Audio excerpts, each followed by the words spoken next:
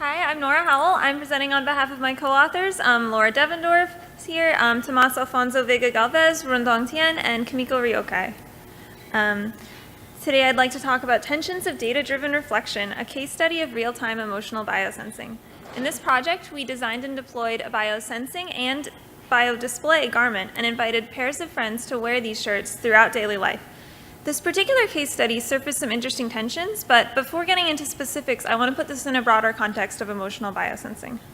So for some quick background, there are a lot of biosensing technologies. Some of them are emotional biosensing. For example, the Feel wristband claims to be the world's first emotion sensor and well-being advisor.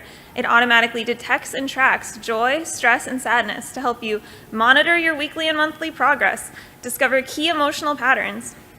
The mobile app provides automated behavioral nudges to help keep you on track towards meeting emotional well-being goals. I'm just quoting from their homepage here.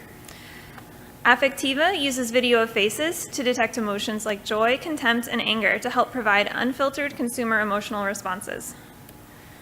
So what kind of insight are these technologies claiming to support? What are they claiming they can do? What are they suggesting we should be doing? Many of them are focused on supporting self-improvement, self-knowledge through data, individual wellness, individual productivity at work, in a goal-driven way, guided by these automated behavioral nudges that tell us what to do. And all of it kind of undergirded by this notion that machines can know how we feel. There's definitely positive potential here, like helping people feel less stressed out, or, I met with Feel executives and they really hope that their product will help destigmatize mental illness. But there's also some problematic stuff happening here. And just, for the sake of this talk, really quickly, I'll touch on a couple. One thing that particularly bothers me is maybe suggesting that we should be engaging in some kind of goal-driven, emotional self-improvement regime. Maybe this is just me, but I'm not tracking towards my emotional self-improvement goals. I'm just trying to work hard, be nice to other people, and feel okay at the end of the day, because I got to do it all over again tomorrow. It's kind of a grind sometimes, especially at Chi.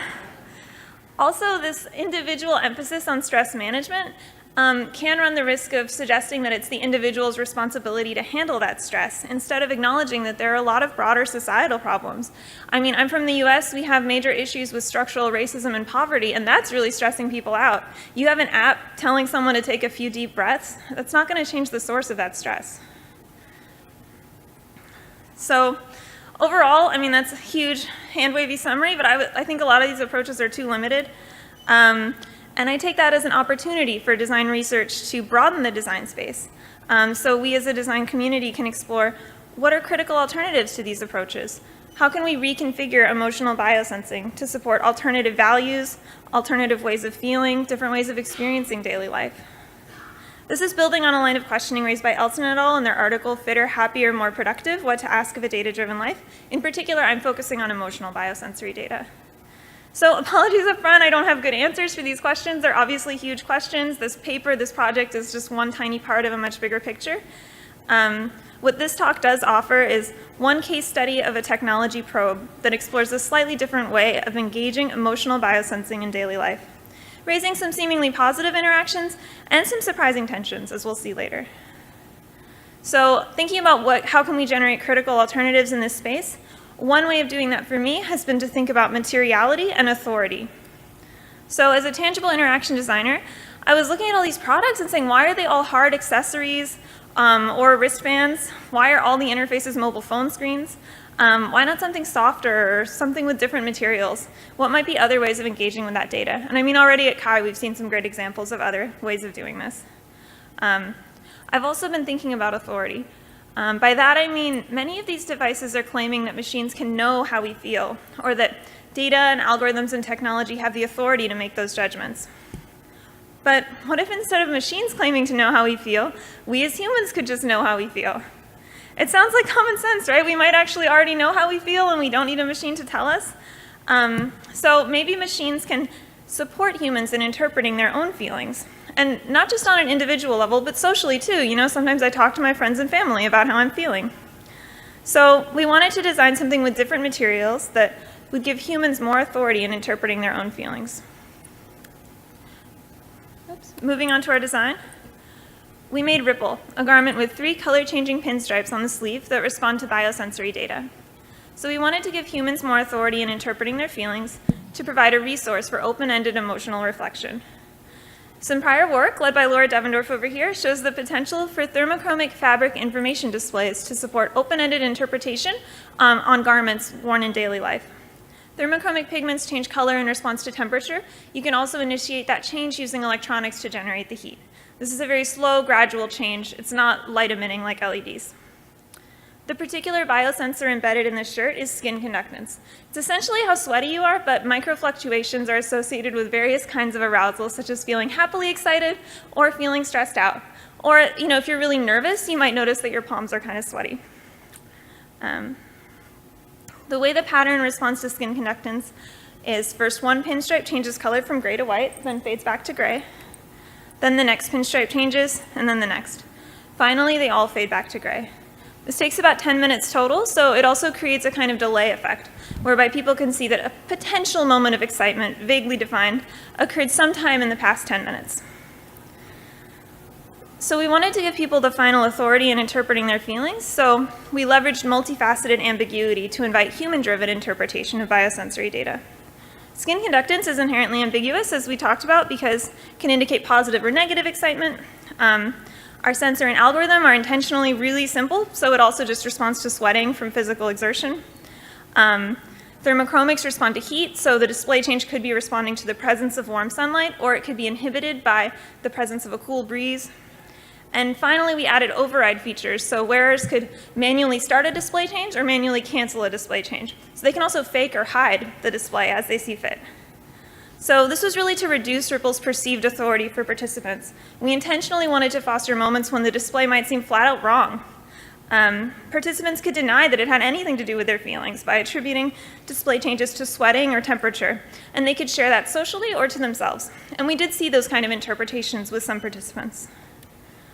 Another major design challenge was that we wanted to study emotional interpretation in the context of participants' daily lives. So we made the technology lightweight and robust with a printed circuit board. We also chose a very ordinary, everyday style for the garment. Ripple's intentionally not a fashion showcase piece at all. It's very simple and unassuming, something people could wear throughout their daily lives without attracting unwanted attention.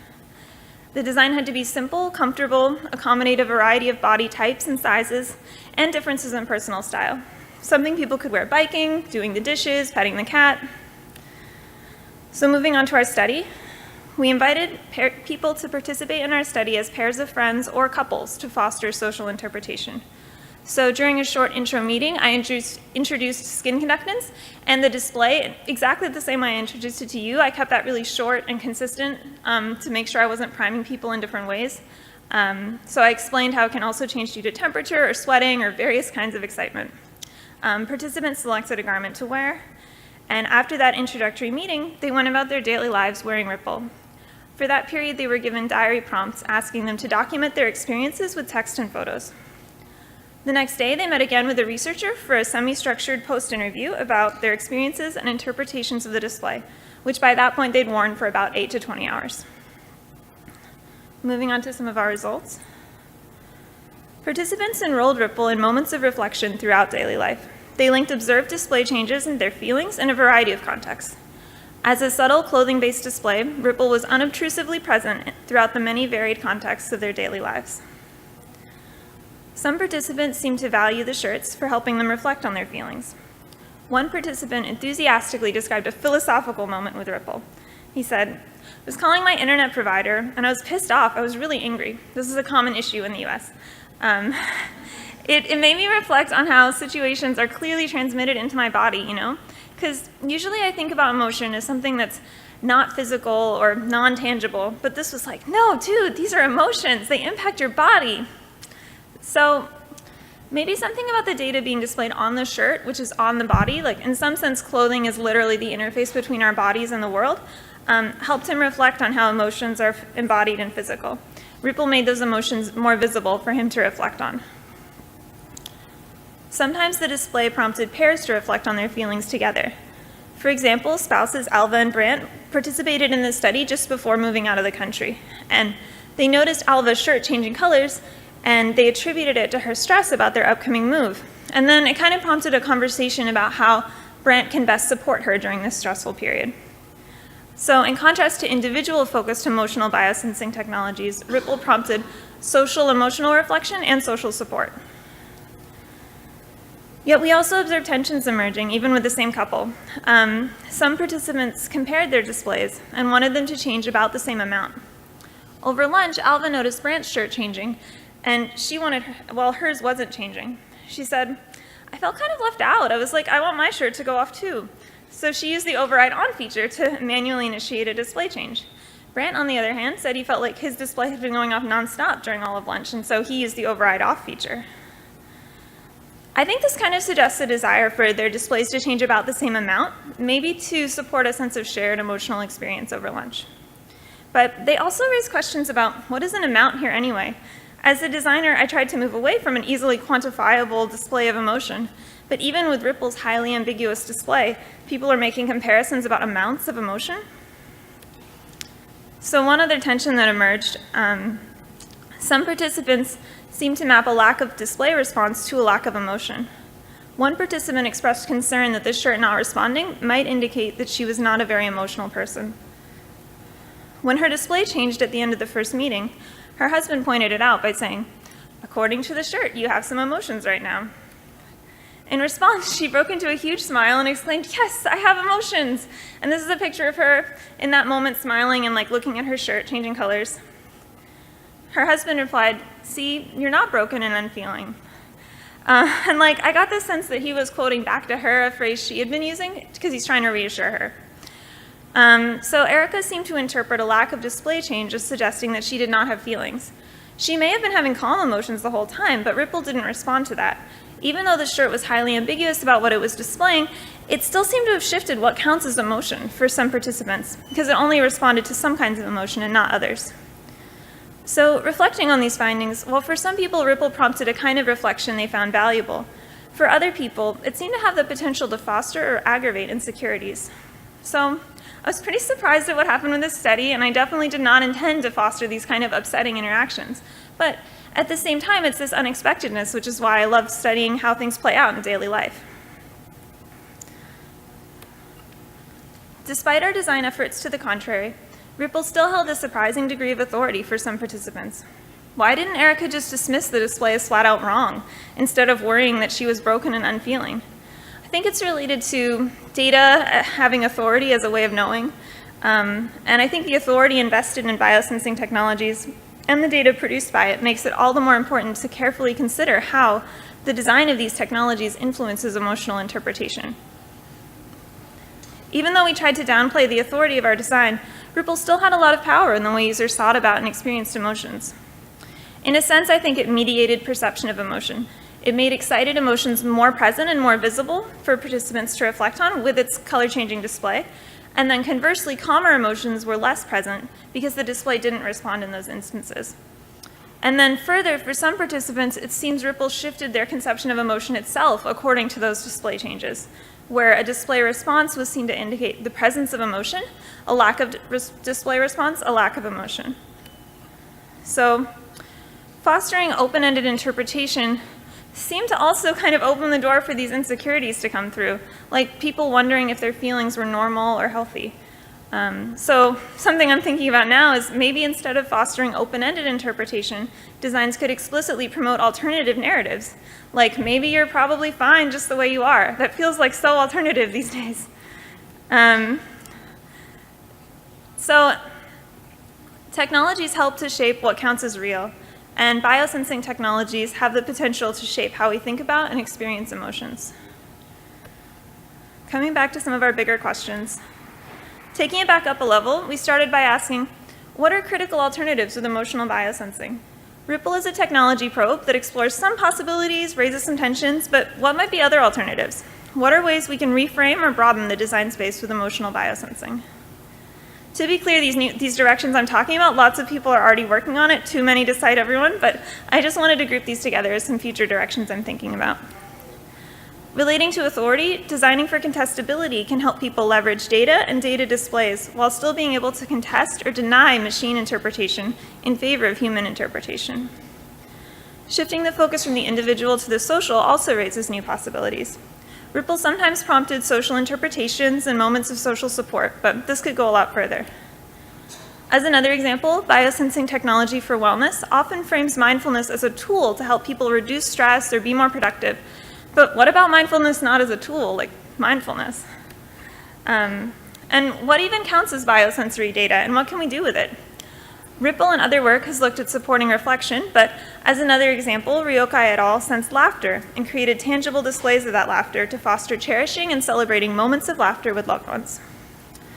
Finally, what about rerouting our desires? By that I mean, what are some of the underlying drives or desires that make us feel like we should be trying to be fitter, happier, more productive? Similar to how critical and speculative HCI approaches prompt critical reflection on existing values, how can design reroute some of these desires in alternative directions? Well, that just raises a whole lot more questions than answers, but to bring it back home, what are emotional biosensing technologies telling us we should feel or be, and what are critical alternatives to that? Thank you.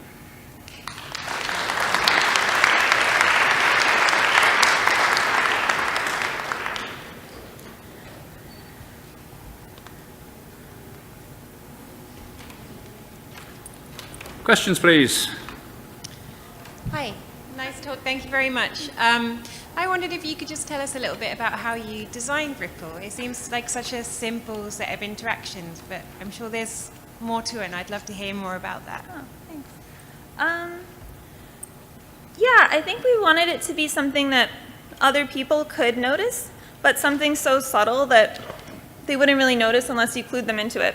So that's how we had pairs wearing it. So like, if me and you knew about each other's little sleeve pinstripes changing, we'd be clued in to look at it. But throughout daily life, people still had a lot of privacy. No one really noticed their shirts.